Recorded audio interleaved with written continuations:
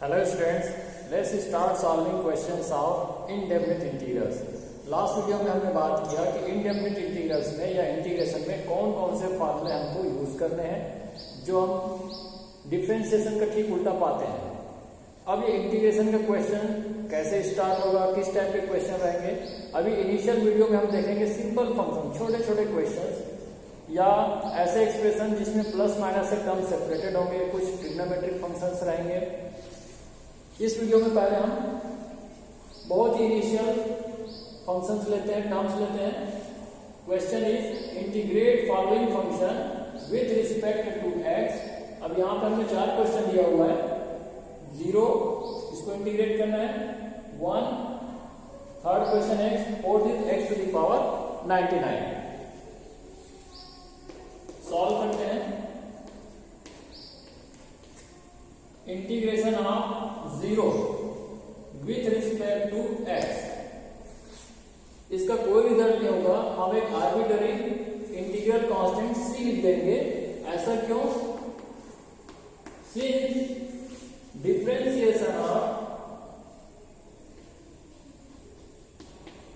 1 और any constant is 0। ये constant result है। कांस्टेंट का डिफरेंशिएशन 0 होता है तो 0 का इंटीग्रेशन क्या होगा? एक कांस्टेंट होगा, इसलिए एक इंटीग्रल कांस्टेंट c बस हमारा आंसर है। So C is your answer, nothing else for the integration of 0. Second यहाँ पे है integration of 1 with respect to x. Integration of 1 with respect to d के बगल में क्या है? x. x के रिस्पेक्ट में 1 का इंटीग्रेशन करेंगे। अब याद करिए 1 किसका रिजल्ट आता है?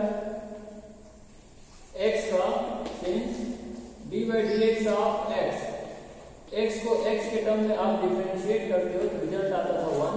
तो 1 का इंटीग्रेशन क्या आएगा? वापस ये जिसके डिफरेंशिएशन से 1 आया था। सो ऐसा 1 या दूसरा कांस्टेंट रहेगा तो उसमें ये वो वेरिएबल लग जाएगा जिसके रिस्पेक्ट में हम इंटीग्रेट करने जा रहे हैं। 1 का इंटीग्रेशन x के टर्म में तो 1x यानी कि x आया। अगर 2 होता तो 2x लिख देते, 3 होता तो 3x।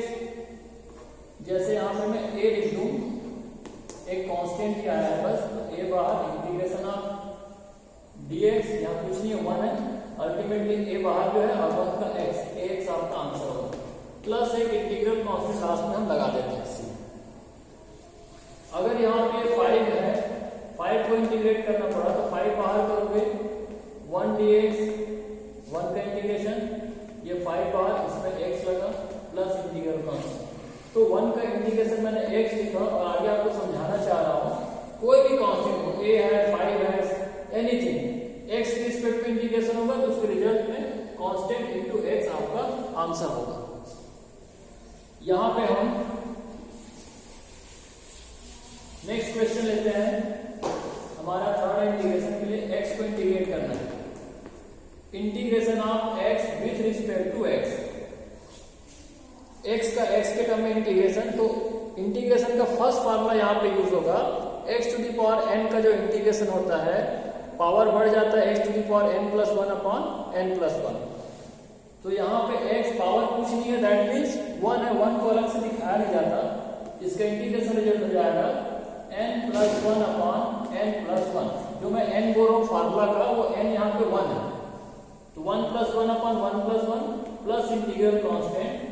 अब लिखिए x के power 1 plus 1 2 x square by 2 plus ये आपका आंसर होगा। x टू द पावर 99, इसका इंटीग्रेशन करेंगे इसी तरीके से, सेम फार्मूला से।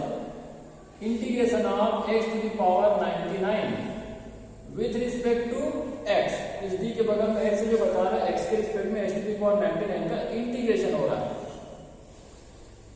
x to the power n वाला फार्मूला फिर से लगाते हैं, n plus 1, x to the power n plus 1 upon n plus 1। यहाँ n है 99, रिजल्ट लिखिए x to the power n plus 1 upon n plus 1। यहाँ n की वैल्यू थी 99 plus integral constant, so finally x to the power 100 upon 100, ये आपका answer. सभी questions में देखो x to the power n वाला फार्मूला लग रहा है। 0 का integration constant arbitrary constant 1 2 3 4 ABC constant आ गया तो उसमें वेरिएबल लग जाता है फाइनली। और x वाले टर्म्स हैं, पावर में कुछ है तो उसके पावर को 1 बढ़ा करके उतनी ही वैल्यू से n+1 से वो डिवाइड होता है। और क्वेश्चन देखते हैं। I have taken some more questions. Another question is we have to integrate x³ - 1 whole divided by x square. जब इसको हम सॉल्व करेंगे लिखेंगे integration of x³ - 1 whole divided by x square with respect to x dx, x के respect में इसका integration करने जा रहे हैं। आगे ये जो कॉमन डिनोमिनेटर है ऊपर न्यूमरेटर के दोनों टर्म के नीचे हम सेपरेटली अलग अलग लिख देते हैं x³ by x square - 1 by x square। Next time नीचे x स्क्वायर ऊपर क्यूब है, 3 में से 2 पावर कम कर दिए, पावर एंड एक्सपोनेंट में आपने जैसे सीखा है 1/x स्क्वायर। इस x स्क्वायर को न्यूमरेटर में जाएंगे, पावर में पॉजिटिव स्क्वायर ऊपर जाके माइनस में दिखेगा। यहां भी लिखते हैं, यहां बचा है केवल x माइनस, इसको ऊपर ले जाऊं x के पावर -2। अब प्लस या माइनस से सेपरेटेड जो टर्म्स होते हैं उनको हम सेपरेटली इंटीग्रेट करते हैं। x का इंटीग्रेशन अलग होगा, माइनस x⁻² का अलग इंटीग्रेशन होगा। दोनों में x⁻n वाला फार्मूला लगना है। रिजल्ट लिखेंगे x⁻, यहाँ 1 है, n+1/n+1, यहाँ पे x⁻n है -2, उसमें 1 ऐड किए और n+1 सिमिलरली नीचे लिखे +1 इंटीग्रल कांस्टेंट। ये आपके पास रिजल्ट बचा x² माइनस ऊपर -2 और +1 x के पावर -1 है, नीचे भी -1 है। इस -1 से माइनस साइन को मल्टीप्लाई करेंगे और अब ये फाइनली लिखेंगे x²/2, पहला टर्म एज इट इज, ये माइनस इंटू माइनस हो गया प्लस x⁻1 डिनोमिनेटर में ले जाऊं 1/x, ऊपर x के पावर -1 था, नीचे है +1 जो हम नहीं दिखाते हैं प्लस। ये हमारा फाइनल आंसर है।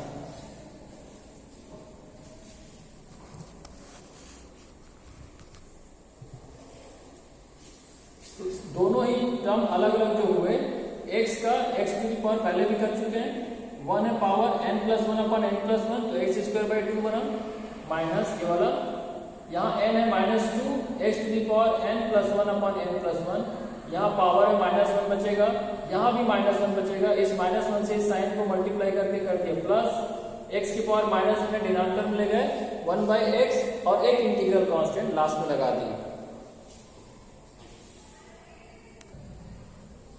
और next question is we have to integrate x⁻3/2 + 2e⁻x - 1/x।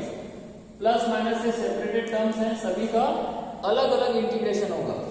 x⁻3/2 का अलग इंटीग्रेशन प्लस 2e⁻x है, 2 कांस्टेंट को मार्क करो, मल्टीप्लायर को e⁻x जो x वाला है उसका इंटीग्रेशन होगा, माइनस 1/x, ये log x का डिफरेंशिएशन होता है इसलिए उसका हम इंटीग्रेशन करेंगे, x वाला टर्म है।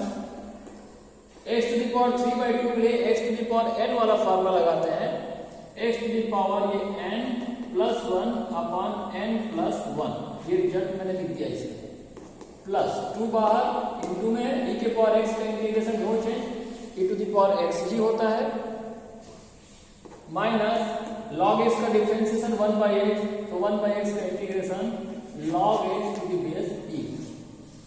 आंसर आ चुका है, एक इंटीग्रल कांस्टेंट लगा दें, इसको सॉल्व करें 3/2 + 1, आप एलसीएम लेके सॉल्व करिए 5/2 बनेगा, नीचे भी 5/2 है जिसको मैं ऊपर लिख देता हूं plus 2e⁻x minus log x to the base e plus integral constant. ये हमारा फाइनल आंसर है। नेक्स्ट वीडियो में और दूसरे सिंपल क्वेश्चंस लेके आएंगे।